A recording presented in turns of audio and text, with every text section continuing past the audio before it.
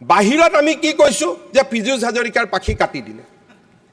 তাৰমানে কৃষি আৰু জলসিঞ্চন মন্ত্ৰীৰ দৰে ডাঙৰ দপ্তৰ দুটাক যেতিয়া পাখি কাটাৰ লগত তুলনা কৰে তাৰ মানে অধ্যক্ষ মহোদয় সেই ব্যক্তিজনে কৃষি আৰু জলসিঞ্চনৰ কিমান উন্নতি বিচাৰে তেওঁৰ নিকৃষ্ট মানসিকতাই তাক প্ৰতিনিধিত্ব কৰে ইয়াতকৈ কোনোবাই যদি কৃষি আৰু জলসিঞ্চন মন্ত্ৰী মোৰ আজিও মনত আছে চন্দ্ৰমোহন পাটোৱাৰী ডাঙৰীয়াই কয় যে মোৰ এগ্ৰিকালচাৰ মিনিষ্টাৰ পোৱাটোৱে মোৰ জীৱনৰ আটাইতকৈ ডাঙৰ সৌভাগ্য আছিল কি কৰিব পাৰি নোৱাৰি অসমৰ সীমিত সম্পদৰ মাজত বেলেগ কথা কৃষি আৰু জলসিঞ্চন বিভাগক যেতিয়া কোনোবাই পাখি কাটাৰ লগত তুলনা কৰে তেতিয়া তেনেকুৱা নিকৃষ্ট মানসিকতাৰ লগত আমি কম্পিটিশ্যন কৰিব নোৱাৰো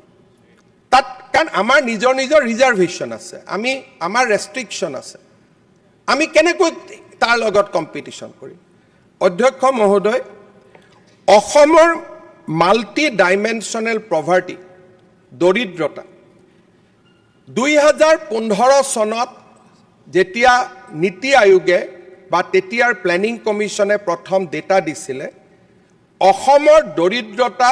মাল্টি ডাইমেনশ্যনেল পভাৰ্টি কৈছিলে 32.67%. তাৰমানে আমি যদি 100 জন ব্যক্তি আছো তাৰ 33 জন ব্যক্তি দৰিদ্ৰতাৰ সীমাৰেখাৰ তলত বাস কৰে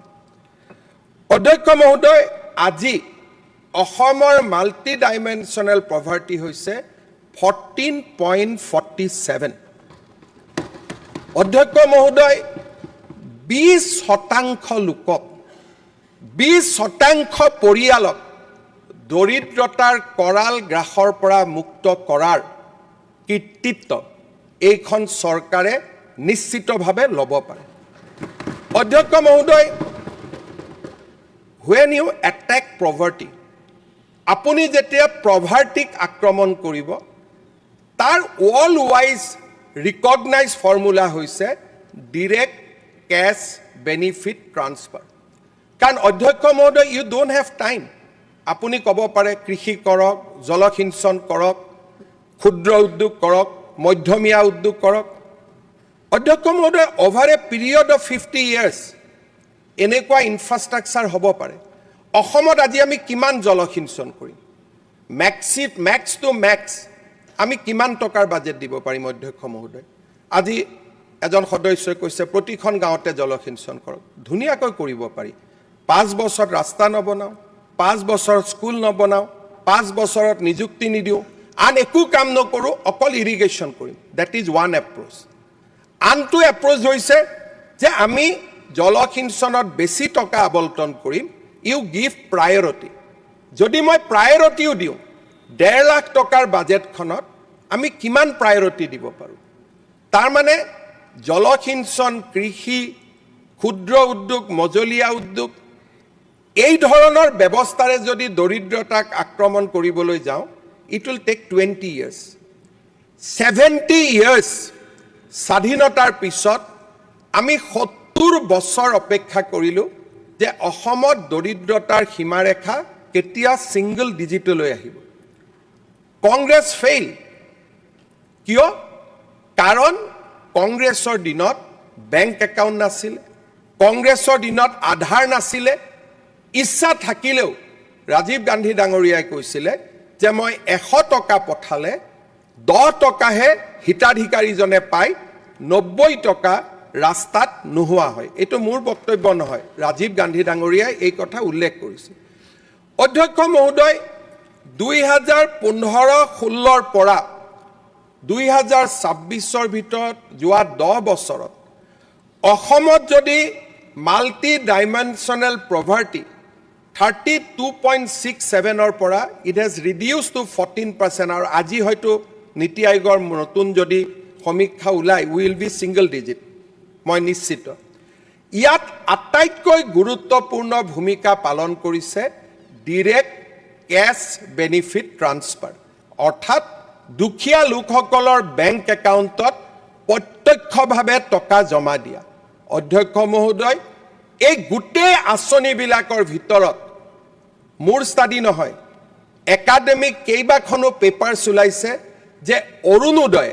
আটাইতকৈ ডাঙৰ ভূমিকা গ্ৰহণ কৰিছে অসমত দৰিদ্ৰতা সীমাৰেখা হ্ৰাস কৰাৰ ক্ষেত্ৰত। অধ্যক্ষ মহোদয়, আমি যদি NFSS 5 আৰু 6ৰ মাজত অসমৰ পৰিৱৰ্তন দেখোঁ, কিষাণ সন্মান নিধি, নিযুত মইনা, অৰুণোদয়, প্ৰধানমন্ত্ৰী ডাঙৰীয়াৰ বিনামূলীয়া চাউল, এই গোটেই আঁচনিবিলাকে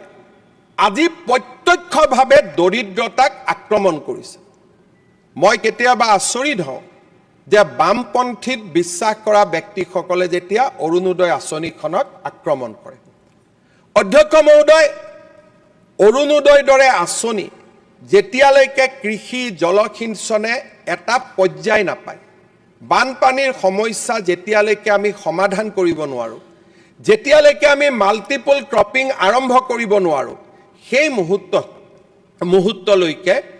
দৰিদ্ৰতাৰ সীমাৰেখাৰ বা দৰিদ্ৰতাৰ সৈতে যুঁজিবৰ কাৰণে, প্ৰভাৰ্টিৰ সৈতে ফাইট কৰিবৰ কাৰণে ডিৰেক্ট কেছ বেনিফিট ট্ৰান্সফাৰ, ইয়াৰ আপুনি সহায় ল'বই লাগিব। অধ্যক্ষ মহোদয়, মই এটা ডাঙৰ সাফল্যৰ কথা ক'ম। আমি যেতিয়া নিযুত মইনা আঁচনিখন আৰম্ভ কৰিছিলোঁ, প্ৰথম বছৰ 2,70,000 ষ্টুডেণ্টে এই আঁচনিখনৰ সুবিধা পাইছিলে। যোৱা বছৰ প্ৰায় 3.5 লাখ ষ্টুডেণ্টে এই আঁচনিখনৰ সুবিধা পালে, আৰু এইবাৰ মোক কোৱা হৈছে যে ই 4.5 লাখ পাব। ই সংখ্যা নহয় অধ্যক্ষ মহোদয়, দিছ ইজ এ নাম্বাৰ, যে অসমৰ কলেজত ছোৱালীয়ে পঢ়াৰ সংখ্যা কি ধৰণে বৃদ্ধি পাইছে। টকা কাৰ্ড দিছোঁ ইম্পৰ্টেণ্ট নহয়, আজি অসমৰ মহাবিদ্যালয় ছাত্ৰীৰ সংখ্যা দ্ৰুত গতিত বাঢ়িবলৈ আৰম্ভ কৰিছে, আৰু ছাত্ৰীৰ সংখ্যা যেতিয়া বাঢ়ে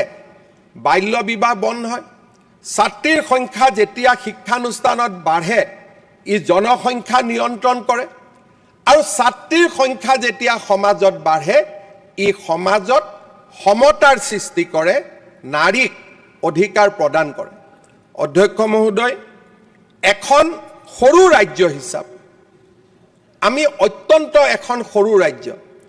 আমাৰ GDP 5 লাখ 6 লাখ কোটি, 5 লাখ 6 লাখ 7 লাখ,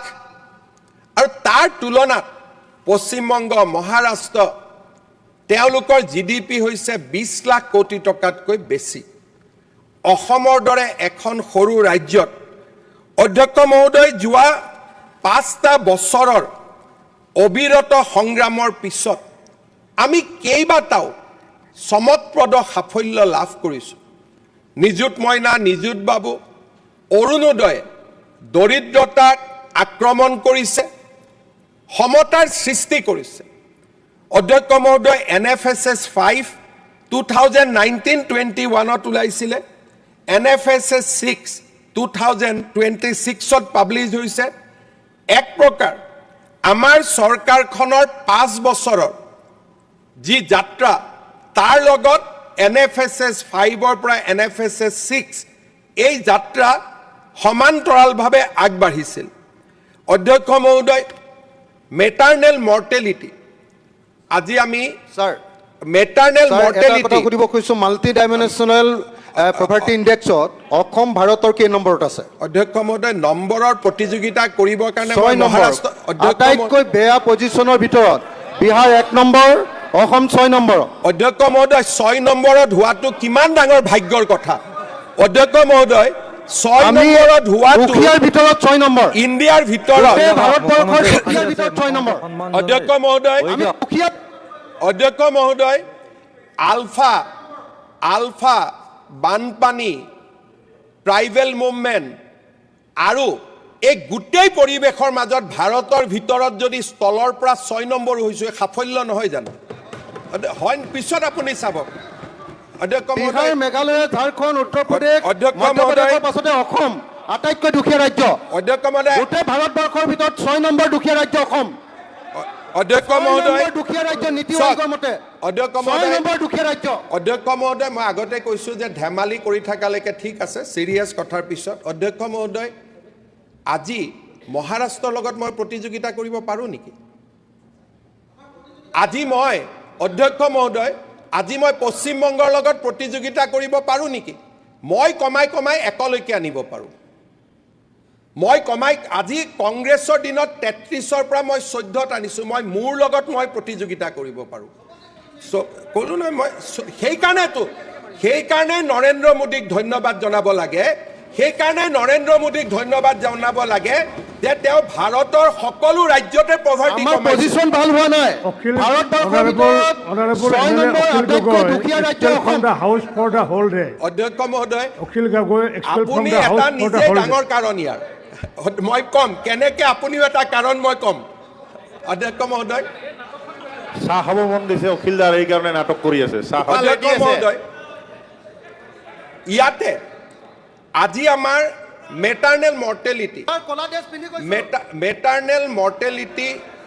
480ৰ পৰা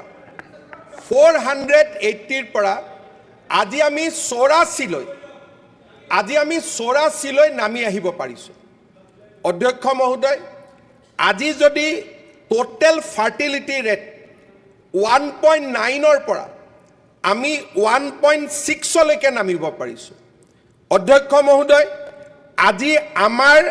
মহিলাই যদি আপোনালোকে অধ্যক্ষ মহোদয় আপুনি চাব পাৰে যে আজি আমাৰ ইনষ্টিটিউচনেল ডেলিভাৰী স্থলফালৰ পৰা 6 নম্বৰ আটাইতকৈ অধ্যক্ষ মহোদয় দুখীয়া হয় কাৰণেতো আপোনালোকৰ সহযোগিতা লাগে ধনী হ'লেতো কাকো কথাই পাতিব নালাগে অধ্যক্ষ মহোদয় আজি আমি আমাৰ ইনষ্টিটিউচনেল ডেলিভাৰী অৰ্থাৎ এজন মাতৃয়ে হস্পিটালত প্ৰসৱ কৰাৰ সংখ্যা আমি আজি 90 ক্ৰছ কৰিছোঁ মাননীয় অধ্যক্ষ মহোদয় NFSS 5 আৰু 6ত ইয়াতে কোৱা হৈছে যে আমাৰ বাল্য বিবাহ ৰোধ হৈছে আৰু অধ্যক্ষ মহোদয় আজি আমাক দেখুওৱা হৈছে যে প্ৰত্যেকগৰাকী 90.7% মহিলাই আজি স্বীকৃতিপ্ৰাপ্ত হেল্থ ৱৰ্কাৰৰ সহায়তহে প্ৰসৱ কৰে অৰ্থাৎ মাননীয় অধ্যক্ষ মহোদয় আমি যদি এফালৰ পৰা চাব যাওঁ NFSS 5 আৰু 6ত মাজত আমি প্ৰায়বিলাকতে ৰাষ্ট্ৰীয় সূচাংকক প্ৰথমবাৰৰ বাবে স্পৰ্শ কৰিবলৈ সক্ষম হৈছোঁ ইয়াৰ আগতে যোৱা 70 বছৰত কংগ্ৰেছ দলৰ চৰকাৰ বা আমাৰ চৰকাৰ AGP চৰকাৰ যাৰে চৰকাৰ নাথাকক কিয় আমি ৰাষ্ট্ৰীয় সূচাংকৰ পৰা বহু দূৰত আমি অৱস্থান কৰিছিলোঁ আজি প্ৰত্যেকটো পৰ্যায়তে আজি আমি ৰাষ্ট্ৰীয় সূচাংকক স্পৰ্শ কৰিবলৈ সক্ষম হৈছোঁ অধ্যক্ষ মহোদয় যোৱা 5 বছৰত যি এক সফলতা আছিলে সেই সফলতাক বেজ হিচাপে লৈ সেই সফলতাক ভিত্তি হিচাপে লৈ আমি 2026 চনৰ পৰা 2031 চনলৈ আন এটা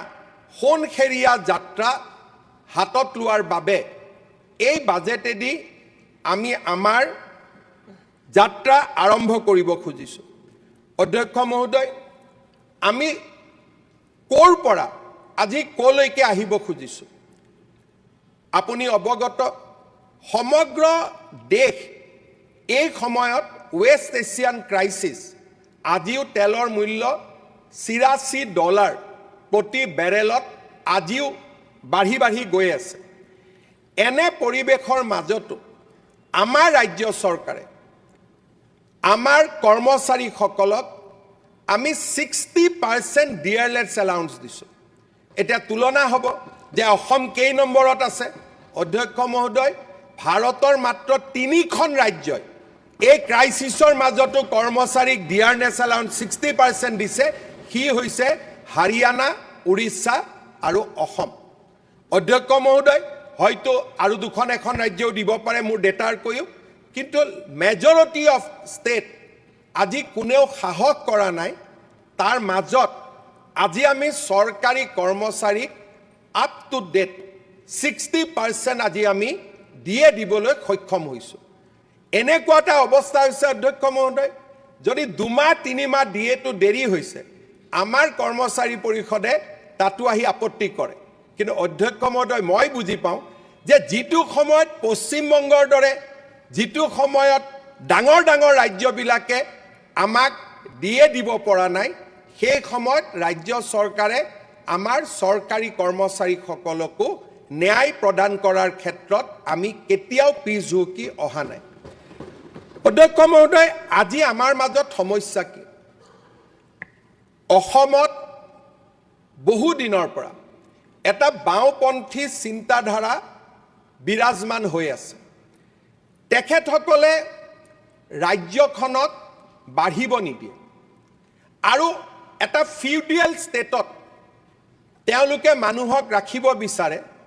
যাতে মানুহে ৰাস্তালৈকে ওলাই আহে মানুহে আন্দোলনত লিপ্ত হয় তেওঁলোকে এনাৰ্কি ক্ৰিয়েট কৰিব খোজে অধ্যক্ষ মহোদয় আজি যোৱা কেইটামান দিনত আপুনি যদি দেখা পায়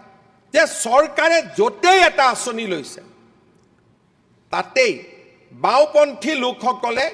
বিৰোধিতা কৰাৰ চেষ্টা কৰিছে অধ্যক্ষ মহোদয়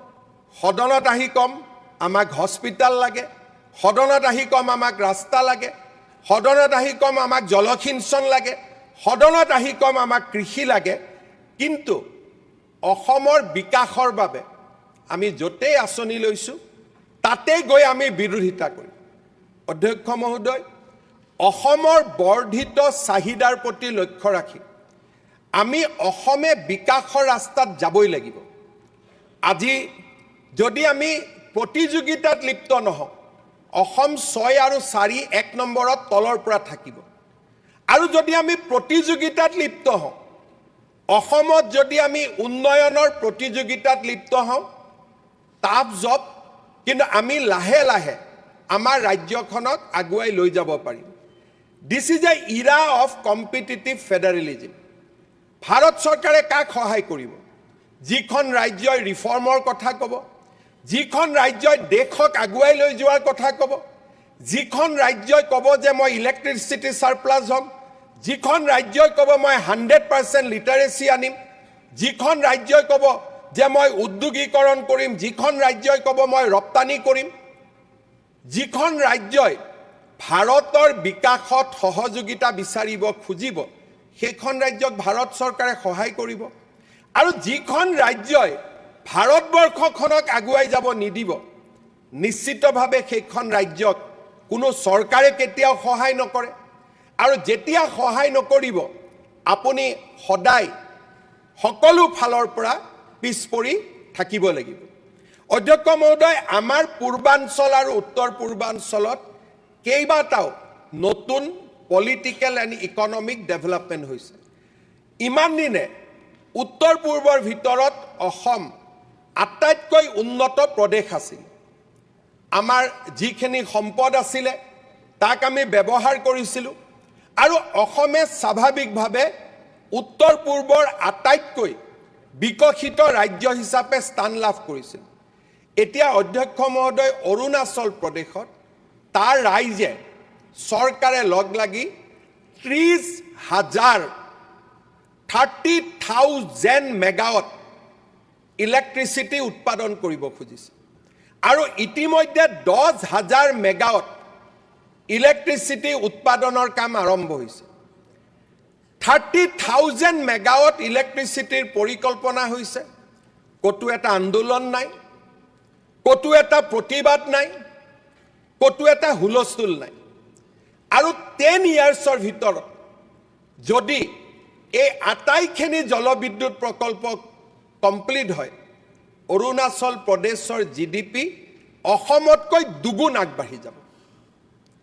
আজি অৰুণাচল প্ৰদেশে এই কাম কেনেকৈ কৰিব পাৰিলে আমি যদি সৰু ফ্লাইঅভাৰ এখন বনাব খোজো তাতে গছ কাটা নাকাটাক লৈ আমি 2 বছৰ বিতৰ্ক কৰিব লাগে অধ্যক্ষ মহোদয় অৰুণাচল প্ৰদেশে আজি 30,000 মেগাৱাট পাৱাৰ উৎপাদন কৰাৰ পথত আগবাঢ়িছে চীনক প্ৰতিযোগিতা কৰি চীনতকৈও ডাঙৰ আজি পাৱাৰ প্ৰজেক্ট আৰম্ভ কৰিছে গাঁও কি গাঁও ৰিহেবিলিটেশ্যন হৈছে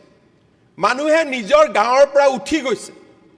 যে অৰুণাচলৰ বিকাশৰ বাবে আমি আমাৰ গাঁও সলনি কৰাত আমাৰ কোনো আপত্তি নাই আৰু আজিৰ পৰা উইদিন 10 years এই ধৰণে যদি অৰুণাচলৰ বিকাশৰ গতি অব্যাহত থাকে অৰুণাচল প্ৰদেশ উত্তৰ পূৰ্বৰ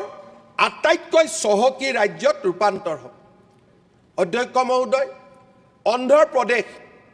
এখন নতুন ৰাজ্য অন্ধ্ৰ প্ৰদেশ পুৰণা কিন্তু কেপিটেল তেলেংগানাত গ'ল সেইকাৰণে অন্ধ্ৰ প্ৰদেশ পুৰণা হৈও এখন নতুন ৰাজ্য হ'ল অন্ধ্ৰ প্ৰদেশ চৰকাৰে সিদ্ধান্ত ল'লে যে আমাৰ নতুন ৰাজধানী অমৰাৱতীত আমি নিৰ্মাণ কৰিম অধ্যক্ষ মহোদয় চন্দ্ৰবাবু নাইডু ডাঙৰীয়াই ক'লে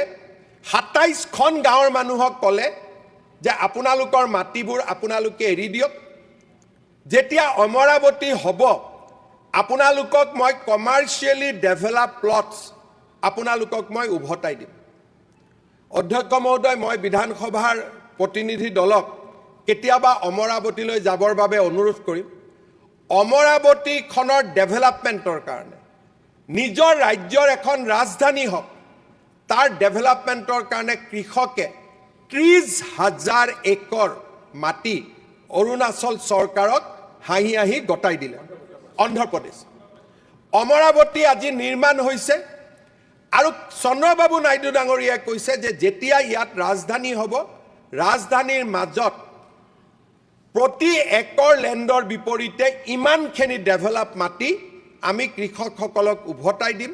আৰু যেতিয়ালৈকে কৃষকসকলে এই মাটি নাপাব বছৰি তেওঁলোকক আমি এটা এনুইটি দিম অধ্যক্ষ মহোদয় আমাৰ ৰাজ্যত জনসাধাৰণৰ মাজত ডেভেলপমেণ্টৰ প্ৰতি যেতিয়ালৈকে আমি এটা পজিটিভ বাৰ্তা দিব নোৱাৰোঁ যেতিয়ালৈকে অসমৰ মানুহক আমি সঁচা কথা নকম যে এই ৰাজ্যখনত যদি আমি উদ্যোগ আনিব নোৱাৰোঁ এই ৰাজ্যখনত যদি আমি বিদ্যুৎ উৎপাদন কৰিব নোৱাৰোঁ এই ৰাজ্যখনত যদি আমি সেমিকণ্ডাক্টৰ ৰিভলিউশ্যন আনিব নোৱাৰোঁ এই ৰাজ্যখনত যদি আমি আৰ্টিফিচিয়েল ইণ্টেলিজেন্সৰ কাম কৰিব নোৱাৰোঁ ইয়াত যদি ৱৰ্ল্ড ক্লাছ ইউনিভাৰ্চিটি আমি পাতিব নোৱাৰোঁ we do not have any future ভাৰতবৰ্ষৰ প্ৰতিযোগিতাৰ কম্পিটিটিভ ফেডাৰেলিজিমত আমি বহু দূৰ পিছুৱাই যাব লাগিব আজি অধ্যক্ষ মহোদয় অসমত কি হৈছে প্ৰথমতে আমি কম যে আমাক ফ্লাইঅভাৰ নালাগে আৰু যেতিয়া ফ্লাইঅভাৰখন নিৰ্মাণ হ'ব তেতিয়া আমি গৈ কম আমাক ফটো আকাৰ ভাল জায়গা দিব লাগে একেবিলাকে মানুহ অধ্যক্ষ মহোদয় আমাৰ ৰাজ্যখনক আমি ভাল পাব শিকিব লাগিব আমাৰ ৰাজ্যখনত যদি ভাল পাব যদি আমি নিশিকো অসমত যদি আমি ফাৰ্টিলাইজাৰ প্ৰজেক্ট কৰিব নোৱাৰোঁ সেমিকণ্ডাক্টৰ আনিব নোৱাৰোঁ স্যাটেলাইট সিটি যদি আমি বনাব নোৱাৰোঁ নতুন পেট্ৰকেমিক্যাল কমপ্লেক্স যদি আমি কৰিব নোৱাৰোঁ অসমত যদি কোৱান্টাম কম্পিউটাৰ আৰ্টিফিচিয়েল ইণ্টেলিজেন্স আনিব নোৱাৰোঁ আমাৰ ৰাজ্যখন অধ্যক্ষ মহোদয় আমি কেনেকৈ আগুৱাই লৈ যাম আজি আমি আমাৰ অসমত 600 মেগাৱাট পাম্প ষ্টৰেজ এটা কৰাৰ বাবে আমি যুদ্ধ কৰিব লাগে মই অৰুণাচলৰ মুখ্যমন্ত্ৰীক সুধিছিলোঁ যে পেমা ভাই 30,000 মেগাৱাট আপুনি কেনেকৈ কৰিব আন্দোলন কৰিতো শেষ হৈ যাব বোলে নহয় দাদা আমাৰ মানুহেতো আমাক সুন্দৰভাৱে সহযোগিতা কৰি আছে আজি আমাৰ বিধানসভাই আমি চিন্তা কৰিব লাগিব যে ৰাজ্যখনক লৈ আমি এটা নিগেটিভিটি ক্ৰিয়েট কৰিম যে আমাৰ ৰাজ্যখনক লৈ আমি এটা পজিটিভিটি ক্ৰিয়েট কৰিম যোৱা 5 বছৰত আমাৰ ৰাজ্যখনৰ চাৰিওফালে আমি এটা ইতিবাচক পৰিৱেশ সৃষ্টি কৰাৰ বাবে আমি কাম কৰিছোঁ আজি অধ্যক্ষ মহোদয় আমাৰ চৰকাৰক কেতিয়াবা অভিযুক্ত কৰা হয় যে ৰাজহুৱা শিক্ষা ব্যৱস্থা আপোনালোকে শক্তিশালী কৰা নাই অধ্যক্ষ মহোদয় অসমৰ দৰে এখন দুখীয়া ৰাজ্যত যোৱা 5 বছৰত আমি ৮১,০০০ নিযুক্তি দিছোঁ শিক্ষা বিভাগত অধ্যক্ষ মহোদয় তাতকৈ কৰাৰ বাবে আমাৰ সামৰ্থ্য ক'ত পেট্ৰলৰ ওপৰত আমি এটকা বেছি ল'ব নোৱাৰোঁ আমি কোনো সামগ্ৰীৰ ওপৰত যোৱা 10টা বছৰত এটা টকাৰ অতিৰিক্ত আমি টকা ল'ব নোৱাৰোঁ বিৰোধী পক্ষই কৈছে আপোনালোকৰ বাজেটখন বঢ়া কিয় নাই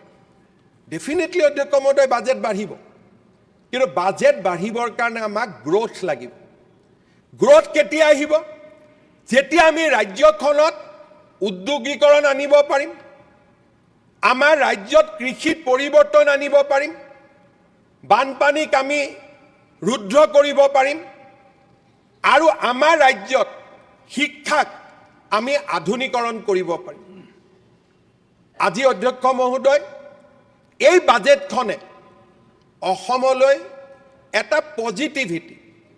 এটা ইতিবাচক বাৰ্তা পঠিয়াবলৈ চেষ্টা কৰিছে অসমৰ দৰে ৰাজ্য এখনে আমাৰ বাজেটত আমি প্ৰথমবাৰলৈ উল্লেখ কৰিছোঁ ইলেকশ্যনৰ পিছত যেতিয়া ৰাইজক প্ৰতিশ্ৰুতি দিয়া হয় সেই প্ৰতিশ্ৰুতিবিলাক চৰকাৰে মনত নেপেলায় বিৰোধী পক্ষই মনত পেলাই দিয়ে যে আপুনি ইলেকশ্যনত এনেকৈ কৈছিলে অধ্যক্ষ মহোদয় মই এটা পৰম্পৰা আৰম্ভ কৰিছিলোঁ পাৰোঁ বা নোৱাৰোঁ আমাৰ প্ৰতিশ্ৰুতিবিলাক আমি দিনত সদায় মনত পেলাই থাকিম অধ্যক্ষ মহোদয় মই ইয়াত আলোচনাত কাকোৱে দেখা নাই যে আজি মুখ্যমন্ত্ৰী বিত্তমন্ত্ৰীক আমি ধন্যবাদ জনাম কেনেকৈ দিব 2 লাখ চাকৰি আপোনালোকে দিম বুলি ক'লে দিব পাৰিব জানো তাৰ মাজতো যে আপোনালোকে 2 লাখ যুৱকক নিযুক্তি দিম বুলি কৈছে আমি আপোনালোকক অন্ততঃ ধন্যবাদ জনাইছোঁ ক'ৰ পৰা দিব অসমত কিমান চাকৰি হ'ব পাৰে যদি ইমান সহজে চাকৰি দিব পাৰিলেহেঁতেন নিশ্চিতভাৱে তৰুণ গগৈ দিলেহেঁতেন নিশ্চিতভাৱে প্ৰফুল্ল মহন্তই দিলেহেঁতেন নিশ্চিতভাৱে হিতেশ্বৰ শইকীয়াই দিলেহেঁতেন আজি অসমৰ দৰে এখন দুখীয়া ৰাজ্যই পণ কৰিছে যে যোৱা 5 বছৰত আমি 2 লাখ চৰকাৰী চাকৰি দিবৰ বাবে চেষ্টা কৰিম হ'ব লাগিছিল কি আমি 2 লাখ চাকৰিৰ বিষয়টোৰ পৰা আঁতৰি যাব লাগিছিল বিৰোধী পক্ষই আমাক মনত পেলাব লাগিছিল যে আপোনালোকে 2 লাখ চাকৰি দিম বুলি কৈছিল আপোনালোকেতো বাজেটত একোৱেই নকলে কিন্তু আজি তাৰ উলুটা হৈছে যে আমি কৈছোঁ যে আমি 2 লাখ চাকৰি দিম অধ্যক্ষ মহোদয় যোৱা 2 মাহ চৰকাৰী আঁচনিবিলাক বাজেট নাছিল কাৰণে বন্ধ হৈ আছে বিৰোধী পক্ষই আমাক ক'ব লাগিছিল যে আপোনালোকে অৰুণোদয় পাই ভোটত জিকি আহিলে অৰুণোদয় কেতিয়াৰ পৰা দিব বিৰোধী পক্ষই আমাক ক'ব লাগিছিল যে চেনি দাইল কেতিয়া দিব আপোনালোকে বিৰোধী পক্ষই ক'ব লাগিছিল যে নিযুত মইনা নিযুত বাবু আপোনালোকে কেতিয়া দিব আমি বিৰোধী পক্ষক ক'বলৈ সুযোগ দিয়া নাই অধ্যক্ষ মহোদয় আমি কৈছোঁ যে আমি আগষ্ট মাহৰ পৰা সকলো আঁচনি আৰম্ভ কৰিম অধ্যক্ষ মহোদয় দিস ইজ কল একাউণ্টেবিলিটি যে মানুহে আমাক প্ৰশ্ন কৰাৰ আগতে আমি মানুহক কৈছোঁ যে আপোনালোকৰ আমি দিয়া প্ৰতিশ্ৰুতি আমাৰ মনত আছে লংকালৈ গ'লে ৰাৱণ হয় কিন্তু আমি কৈছোঁ নহয় লংকালৈ গৈও আমি ৰাম হৈ উভতি আহিম লংকালৈ ৰামো গৈছিল কিন্তু ৰাম অযোধ্যালৈ ৰাম হৈয়ে উভতি আহিছিল আৰু আমিও প্ৰচেষ্টা কৰিছোঁ যে চৰকাৰত মাজত থাকি শাসনত আহি প্ৰতিশ্ৰুতি পাহৰি নহয় আমি এই পবিত্ৰ সদনৰ আগত আমি দিয়া প্ৰতিশ্ৰুতিবোৰ মনত পেলাব খুজিছোঁ অধ্যক্ষ মহোদয় মই বিৰোধী পক্ষৰ আৰু আমাৰ সকলোৰে মই বক্তব্য শুনিছোঁ অধ্যক্ষ মহোদয় অকণমান হ'লেও প্ৰধানমন্ত্ৰী মোদী ডাঙৰীয়াক আমি ধন্যবাদ নজনাম জানো কাজিৰঙাৰ ওপৰত এলিভেটেড কৰিডৰ নুমলীগড়ৰ মাজত টানেল মিছন চাৰিআলিৰ পৰা বাইহাটা চাৰিআলিলৈ 4-ৱে আজি আমাৰ বাজেটত আমি উল্লেখ কৰিছোঁ যে এয়াৰৱেজ হাইৱেজ আৰু ৰেলৱেজ এই তিনিওটা ক্ষেত্ৰকে মিলি আমি অহা 5 বছৰত প্ৰায় 2 লাখ কোটি টকা খৰচ কৰিব খুজিছোঁ অধ্যক্ষ মহোদয় এতিয়া প্ৰশ্ন আহিব লাগিছিল যে 2 লাখ কোটি খৰচ কৰিব পৰা সক্ষমতা আপোনালোকৰ আছে নে নাই অধ্যক্ষ মহোদয় যিখন ৰাজ্যত আমি এটা টকাও অতিৰিক্ত কৰ ল'ব নোৱাৰোঁ সেইখন ৰাজ্যত আজি আমি কল্পনা কৰিছোঁ সাহস কৰিছোঁ যে ভাৰত চৰকাৰক খুজিয়ে হওক বা আন কাৰোবাৰ ওচৰত হাত পাতিয়ে হওক আমি 2 লাখ কোটি টকা ইয়াত কেপিটেল ইনভেষ্টমেণ্ট কৰিম অধ্যক্ষ মহোদয় আমি একাউণ্টেবিলিটি যিমানখিনি আমি উদাহৰণ দেখুৱাব পাৰোঁ আমি তাকে আমি উদাহৰণ দেখুৱাইছোঁ অধ্যক্ষ মহোদয় এইখন হাউচতে মাননীয় সদস্য অখিল গগৈয়ে কৈছিল যে আপোনালোকে স্মল হাইড্ৰো প্ৰজেক্ট নকৰে কিয় অধ্যক্ষ মহোদয় এই বাজেটত আমি উল্লেখ কৰিলো যে আমি কাৰ্বি লাংপি কৰি মিডিল 1 মিডিল 2 ধনচিৰি লুংলি ডিয়াজদিহিম বৰডিকৰাই আমৰিং জেনাম কাৰাং দেচাং আমফাই 137 মেগাৱাট আমি স্মল হাইড্ৰো প্ৰজেক্ট কৰিম চৰকাৰকতো ধন্যবাদ দিয়াৰ সাহস নাই তেওঁৱে কোৱা কথা আছিল 3 বছৰ আগত যে স্মল হাইড্ৰো কিয় নকৰে মই যোৱা 2 বছৰ ডিপাৰ্টমেণ্টৰ মানুহক কলো কবাত যদি 1 মেগাৱাটৰ সুবিধা আছে মোক লিষ্টখন দিয়ক আজি আমি খুচি লাষ্টলৈকে 4 মেগাৱাট 3 মেগাৱাটটো য'ত আছে তাৰো আজি আমি স্মল হাইড্ৰো প্ৰজেক্ট কৰিব খুজিছো অধ্যক্ষ মহোদয় পাৱাৰ সাৰপ্লাস হবৰ কাৰণে উই কমিটেড 77,000 crores অধ্যক্ষ মহোদয় কোনখন হাউচত কোনজন মুখ্যমন্ত্ৰী কোনজন বিত্তমন্ত্ৰী আজিলৈকে অধ্যক্ষ মহোদয় এই পবিত্ৰ সদনত কৈছিলে যে আমি অসমত 8,457 মেগাৱাট ইলেক্ট্ৰিচিটি সৃষ্টি কৰিম আজি আমাৰ প্ৰডাকশন কিমান অধ্যক্ষ মহোদয় 450 মেগাৱাট 450 মেগাৱাট ইলেক্ট্ৰিচিটিৰ পৰা আমি 8,457 মেগাৱাটলৈ যোৱাৰ কল্পনা কৰিছো এইখন দুখীয়া অসমে ইয়াতকৈ কি ডাঙৰ কল্পনা কৰিব পাৰে অধ্যক্ষ মহোদয় আমি ইয়াতকৈ কেনেকৈ ডাঙৰ কল্পনা কৰিব পাৰো আজি অধ্যক্ষ মহোদয় 70 ইয়াৰ্ছত মোৰ আগতে অসমৰ 14 জন মুখ্যমন্ত্ৰী আছিল গোটেই 14 জন মুখ্যমন্ত্ৰী দিনত পাৱাৰ জেনাৰেট হৈছিল 450 মেগাৱাট আৰু আজি আমি ইয়াত সাহসেৰে কৈছো যে will be a power surplus state আৰু আমি 8,457 মেগাৱাট ইলেক্ট্ৰিচিটি সৃষ্টি কৰিম আজি অধ্যক্ষ মহোদয় আমি সকলোৱে জানো এই কথাবোৰ কোনেও নাজানা নহয় অধ্যক্ষ মহোদয় যেতিয়া আমি দিল্লীলৈকে যাওঁ সকলো এবাৰ গুৰগাঁৱলৈকে যাওঁ সকলো এবাৰ নয়ডালৈকে যাওঁ আমি সকলোৱে গুজৰাটত গলে আহমেদাবাদলৈকে যাওঁ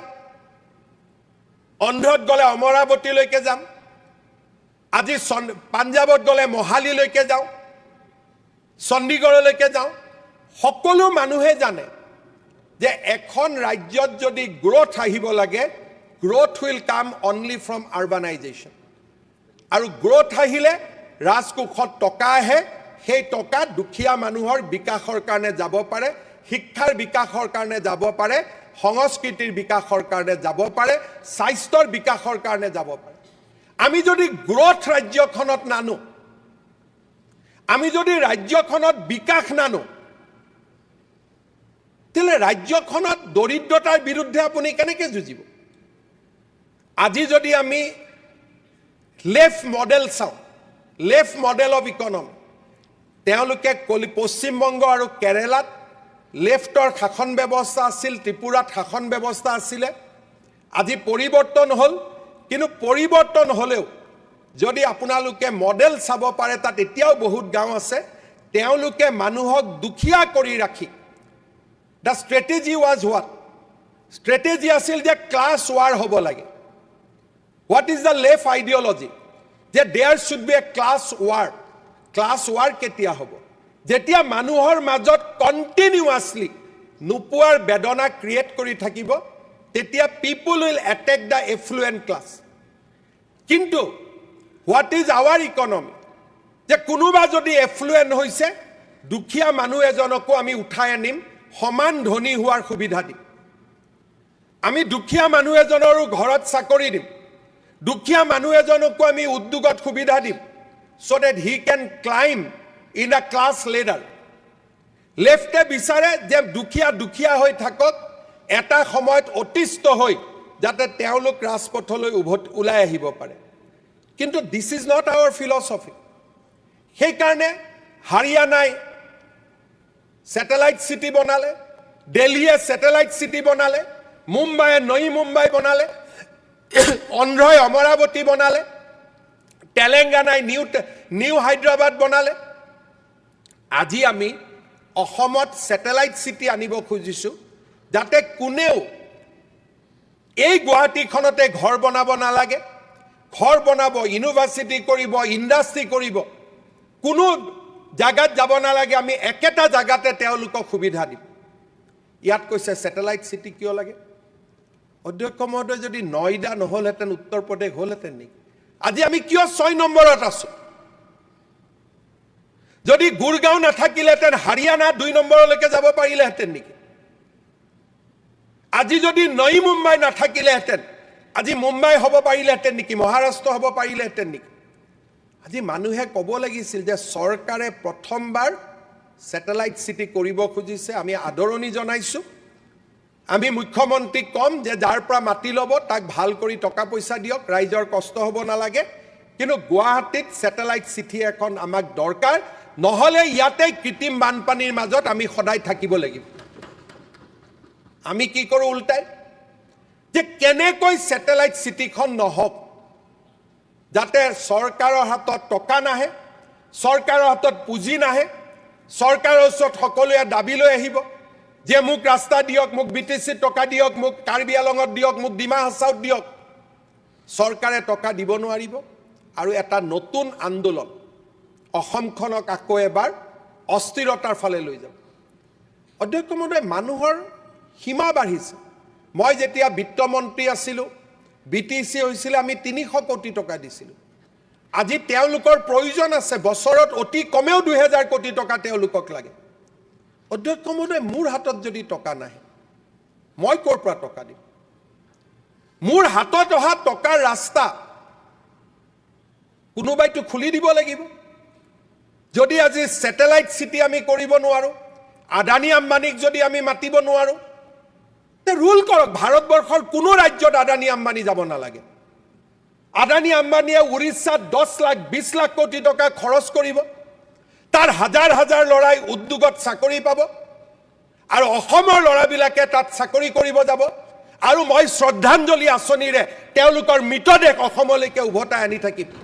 ইয়া কি মুখ্যমন্ত্ৰী হিচাপে মই সেয়া কাম কৰিবৰ কাৰণে মুখ্যমন্ত্ৰী হৈছোঁ নেকি? অসমত উদ্যোগ হ'ব নালাগে, কেৰালাত উদ্যোগ হওক, হায়দৰাবাদত উদ্যোগ হওক, গুজৰাটত উদ্যোগ হওক। অসমৰ চাহ বাগিচাৰ ল'ৰা ছোৱালীবিলাক, অসমৰ যুৱ প্ৰজন্ম তাতে কাম কৰিব যাব। বেমাৰত মৃত্যু হ'ব আৰু আমি বাজেটত শ্ৰদ্ধাঞ্জলি আঁচনি ঘোষণা কৰিম ডেড বডি উভতাই অনাৰ বাবে। সেয়া নেকি মোৰ ভাগ্য? অধ্যক্ষ মহোদয়, অধ্যক্ষ মহোদয়, আমি পৰিৱৰ্তন হ'ব লাগিব। আদানী আম্বানীক হয় আমেৰিকালৈকে পঠাই দিয়ক, নহ'লে আদানী আম্বানীয়ে যদি গুজৰাটত ৰিফাইনাৰী বনাইছে অসমতো বনাব লাগিব, তাৰ পৰিৱেশ সৃষ্টি কৰক। কি অদ্ভুত কথা!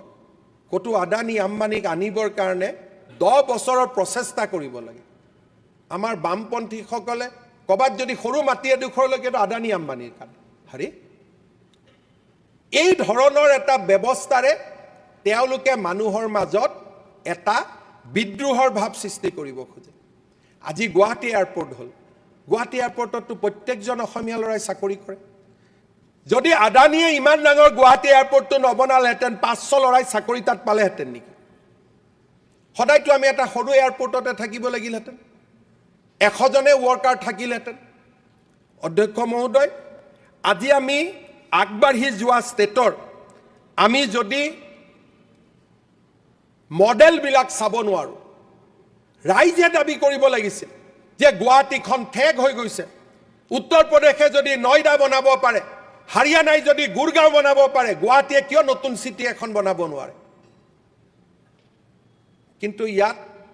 2-এজন মানুহে, ৰাইজটো আমাৰ লগতে আছে, 2-এজন মানুহে এনেকুৱা এটা পৰিৱেশ সৃষ্টি কৰা, যেতিয়ালৈকে আন্দোলন নহয় খুচি থাকে, টিভি যাব, পৰ্টেল যাব যে আন্দোলন এটা ক্ৰিয়েট কৰিবই লাগিব। এতিয়া আন্দোলন নাই, মানুহে নিজে সহযোগিতা কৰিছে, স্যাটেলাইট সিটি হ'ব লাগে। তাৰ কাৰণে মনত কষ্টও পাইছে যে কেনেকৈ হিমন্ত বিশ্ব শৰ্মাই মেনেজ কৰি ল'লে। অধ্যক্ষ মহোদয়, আমি ৰাইজৰ লগত কেতিয়াও উই ডু নট ডিছক্ৰিমিনেট। আজি আপোনালোকে চাব, গুৱাহাটীত মানুহে কৈছে আমাৰ এৰিয়াত পানী হয়, পানী চবতে হৈছিল। গুজৰাটৰ মডেল কি,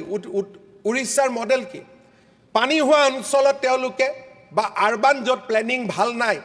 তেওঁলোকে LPA লৈ আহিব, লোকেল প্লেনিং এৰিয়া। ৰাইজক ক'ব গোটেই মাটি চৰকাৰক দি দিয়ক চৰকাৰে সেই মাটিডোখৰ ড্ৰেইনেজ ৰাস্তা স্কুল ষ্ট্ৰীট লাইট সব নিৰ্মাণ কৰি ডেভেলপ মাটি আকৌ পাব্লিকক উভতাই দিয়ে আৰু ইয়াৰ আইন আছে উৰিষ্যা গুজৰাট সকলোতে লোকেল এৰিয়া প্লেনিং তেওঁলোকে নিউ সিটি ডিক্লেয়াৰ কৰে আজি যদি আমাক চৰকাৰক গোটেই নবীন নগৰখন দি দিয়ে যেটো উৰিষ্যাত দি দিয়ে গুজৰাটত দি দিয়ে আমি তাত প্লেনিং কৰিব পাৰিম তাত ড্ৰেইনেজ কৰিব পাৰিম তাত ৰাস্তা বনাব পাৰিম আৰু ডেভেলপ মাটি ৰাইজক আমি উভতাই দিব পাৰিম দিজ আৰ দা মডেল কিন্তু আজি যদি মই এই মডেলটো কম মানুহেটো ক'ব হিমন্ত বিশ্ব শৰ্মাই তাতে নিজৰ ঘৈণীয়েকক মাটি দিব খুজিছে অমুক মাটি দিব খুজিছে হুলস্থুল লগাই দিব কিন্তু আজি উৰিষ্যাত আমি মই সেইকাৰণে এইবাৰ হাউচক কম অধ্যক্ষ মহোদয় গুজৰাট আৰু উৰিষ্যাত আপুনি আমাৰ টিম পঠিয়াব লাগে লোকেল এৰিয়া প্লেনিং মেথড চাব লাগে তাত এছেম্বলি আইন কৰিছে চৰকাৰে যিকোনো এৰিয়াক লোকেল এৰিয়া প্লেনিং ডিক্লেয়াৰ কৰিব পাৰে যে আজি আমি গোটেই চানমাৰীখন লোকেল এৰিয়া প্লেনিঙৰ বাবে ল'ম চানমাৰী গোটেই মাটি গভৰ্ণমেণ্টে পুল কৰিব মানুহক ঘৰৰ ভাড়া দিব সেইকেইদিনৰ বাবে ডিমলিজ হ'ব নতুনকৈ ৰাস্তা বনাব ড্ৰেইন বনাব আৰু মানুহক আকৌ মাটি উভতাই দিব আগত যদি 5 বিঘা মাটি আছিল 3 বিঘা মাটি পাব but it will be develop লগত ক'ব যে আগত আপুনি 2 তলা বনাব পাৰিছিল now you construct 7 story ultimately মানুহৰ লাভ হয় আজি আমাৰ ইয়াতো আমি লোকেল এৰিয়া প্লেনিঙৰ বিল পাছ কৰি থৈছো কিন্তু কৰাৰটো আমাৰ সাহস নাই ডেভেলপমেণ্টৰ মডেল আছে অমৰাৱতী মডেল লেল পুলিং মডেল গুৰগাঁও নয়ডা উৰিষ্যাত মই সদায় দেখো যিবাৰে যাওঁ নতুন এৰিয়া এটা ডেভেলপ হয় মই খুদু ড্ৰাইভাৰক যে কেনেকৈ হ'ল বোলে সাহেব ইহা লোকেল এৰিয়া প্লেনিং কানুন আ গিয়া কতোতো আন্দোলন নাই কতোতো বিৰোধিতা নাই আজি যদি আমি আমাৰ দেশৰ মই আমেৰিকা ইংলেণ্ডৰ কথা কোৱা নাই আমাৰ দেশৰ মডেলবিলাক যদি আমি নাচাওঁ আৰু ৰাইজক যদি আমি পজিটিভ কথা নকওঁ তেতিয়ালে আমি ক'ৰ পৰা আমি আমাৰ ৰাজ্যখনক পৰিৱৰ্তন কৰিব পাৰিম অধ্যক্ষ মহোদয় এই বাজেটত আমি সৰু এখন স্যাটেলাইট সিটি বুলি ক'ব লাজু লাগে মাত্ৰ 4000 বিঘা মাটি আমি যোগাৰ কৰি তাত কিবা এটা কৰিব খুজিছো যাতে অসমত হস্পিটাল আহিব পাৰে স্কুল আহিব পাৰে লৰা ছোৱালীয়ে চৰকাৰী চাকৰিৰ উপৰিও আজি বেচৰকাৰী খণ্ডত চাকৰি পাব পাৰে মোক হিচাপ কৰি দেখুৱাইছে যে এই 4000 বিঘা মাটিত যদি আমি এখন স্যাটেলাইট সিটি কৰিব পাৰো 1 লাখ লৰা ছোৱালীয়ে তাত কাম পাব 1 লাখ লৰা ছোৱালীয়ে তাত কাম পাব অধ্যক্ষ মহোদয় তাতো আমি উলিয়াম আৰু ৰাইজে দিব খোজা ৰাইজক গৈ এতিয়া মানুহে খুদে আপুনি কিয় দিছে এই ধৰণৰ যেটো নেগেটিভিটি তাৰ বিৰুদ্ধে এইখন বিধানসভা অধ্যক্ষ মহোদয় মাত মাতিব লাগিব আজি অৰুণাচলে যদি 30,000 মেগাৱাট ইলেক্ট্ৰিচিটি উৎপাদন কৰিব কথা ক'ব পাৰে আমি এখন সৰু স্যাটেলাইট সিটি বনোৱাৰ কথা আমি ক'ব নোৱাৰো অধ্যক্ষ মহোদয় আমি সকলোৱে জানো যে ভূটান আমাৰ এখন বন্ধু দেশ ভূটানত পানী আছে ভূটানৰ পানীৰে উন্নত জলসিঞ্চনৰে আমি বাক্সা তামুলপুৰ তাতে ডং বান্ধৰ জৰিয়তে তামুলপুৰত ইতিমধ্যে পানী আনিছে যিমান পাৰে চৰকাৰে উদালগুৰি তামুলপুৰ বাক্সা কোকৰাঝাৰ চিৰাং আটাইকেইখন জিলাৰে সমগ্ৰ অৰ্থনীতি পৰিৱৰ্তন কৰিব পাৰে আমি যদি পাইপেৰে ইৰিগেশ্যন আনিব পাৰো আজি আমি প্ৰথমবাৰৰ বাবে ইয়াত উল্লেখ কৰিছো পাৰো নোৱাৰো অধ্যক্ষ মহোদয় প্ৰথমবাৰৰ বাবে আমি উল্লেখ কৰিছো যে আমি 365 দিন পানী থকা ভূটান আৰু অৰুণাচলৰ পাদদেশৰ পৰা আমি পাইপেদি পানী আনি জলসিঞ্চনৰ ব্যৱস্থা কৰিম ইয়াত কৃষক নেতাবিলাকেতো এটাও শব্দ নকলে যে ভাল কৰিছে বুলি কোৰ পৰা কলা কাপোৰ বগা কাপোৰ এইটোৱে মতলব কৰি থাকে যে কেনেকৈ গৈ দুটা পোৰ্টেল টিভিত উঠিব পাৰো আৰু একো কথা নাই অধ্যক্ষ মহোদয় আপুনি আচৰিত হ'ব যি মানুহে অৰুণোদয় বিৰোধিতা কৰিছে অসম মালা অসম দৰ্শনৰ বিৰোধিতা কৰিছে এইবাৰ নিজৰ বিধানসভা সমষ্টিত জিকিবৰ কাৰণে প্ৰতিটো নামঘৰতে 1.5 লাখ নগদ টকা দিছে ক'ৰ পৰা পাইছে মই নাজানো 1.5 লাখ টকা নগদ দিছে আমিতো অসম দৰ্শনৰ চেক দিছো আৰু যদি ক'ব লাগে জুডিচিয়েল ইনকুৱাৰী কৰিব লাগে মই ৰেডি আছো 1.5 লাখ টকা নগদ দিছে তাৰমানে কোনোবা পুঁজিপতিয়েতো এইটো ব্লক কৰিবই লাগিব বেক কৰিবই লাগিব অসমৰ উন্নতিত বাধা আনিবৰ কাৰণে These are design টকা কোনেও এনে নিদিয়ে টকা কিয় দিছে যাতে আৰ্টিফিচিয়েল অসমৰ মানুহক আন্দোলনৰ ফালে লৈ যাব পাৰে যেনেকৈ আগতে নিউক্লিয়াৰ পাৱাৰ হ'ব দিয়া নাছিলে হাইড্ৰ পাৱাৰ হ'ব দিয়া নাছিলে ভাৰতবৰ্ষখনক পিছুৱাই ৰাখিছিলে দেয়াৰ ইজ এ লবি এই লবিজবিলাকে পইচা নিদিলে এজন চেণ্ডেল পিন্ধা বিধায়কে নামঘৰত দিব 1.5 লাখ টকা ক'ত পায় আপুনি মোক কওক অধ্যক্ষ মহোদয় কেছ পইচা অধ্যক্ষ মহোদয়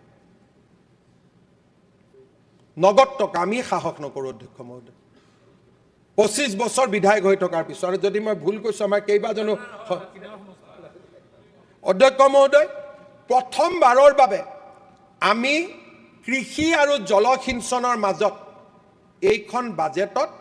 এটা সামঞ্জস্য আনিছোঁ অধ্যক্ষ মহোদয় ক'ব নহয় কণীৰ চিণ্ডিকেট হৈছে বাহিৰৰ পৰা কণী অহা কণীত পইচা লৈছে অধ্যক্ষ মহোদয় বাহুবলীটো ভিতৰৰ কণী তাত কোনে পইচা লৈছে আজি অসমৰ ভিতৰত যে লাহে লাহে দাবী কি হ'ব লাগিছিল যে কণীৰ উৎপাদন অসমত ইমান আত্মনিৰ্ভৰ কৰক যাতে শ্ৰীৰামপুৰ গেটেদি এটাও কণী আহিব নোৱাৰে দাবীটো সেইটো নাই কণীকেইটা দেখুৱাই ফুৰিছে যাতে বেপাৰীজনে তেওঁৰ লগতো ৰাতি কথা পাতে ইয়াৰ মিনিং কি অধ্যক্ষ মহোদয় আজি আমি গোটেই বিধায়কসকলে ক'ব লাগে যে 126টা সমষ্টিত আমি 1 লাখকৈ কণী উৎপাদনৰ একোটা উদ্যোগ স্থাপন কৰিম আৰু চৰকাৰে আমাক তাৰ বাবে 20 লাখ টকাকৈ ৰাজ সাহায্য দিয়ক এক ৰাতিৰ ভিতৰতে আমি কণীত আত্মনিৰ্ভৰ হৈ পৰোঁ অধ্যক্ষ মহোদয় আজিতো অধ্যক্ষ মহোদয় আপুনি চাওক মই এটা বেলেগ এটা ইকনমি কৈছোঁ শ্ৰীৰামপুৰেদি কণী আহিব কোনোবাই টেক্স লৈছে তাৰমানে অহা কণীৰ দাম বেছি হৈ গ'ল তাৰমানে বাহুবলীয়ে যেতিয়া কণী বিক্ৰী কৰিব কম দামত কণী বিক্ৰী কৰিব পাৰিব গতিকে মইতো বিচাৰোঁ যে চৰকাৰে নিজে নিজে কণীৰ ওপৰত টেক্স লগাই দিয়ক বাহিৰৰ পৰা অহা কণীৰ ওপৰত যাতে ভিতৰৰ পৰা কণী ব্যৱসায়ীসকলে কণী নিৰ্মাণ কৰিব পাৰে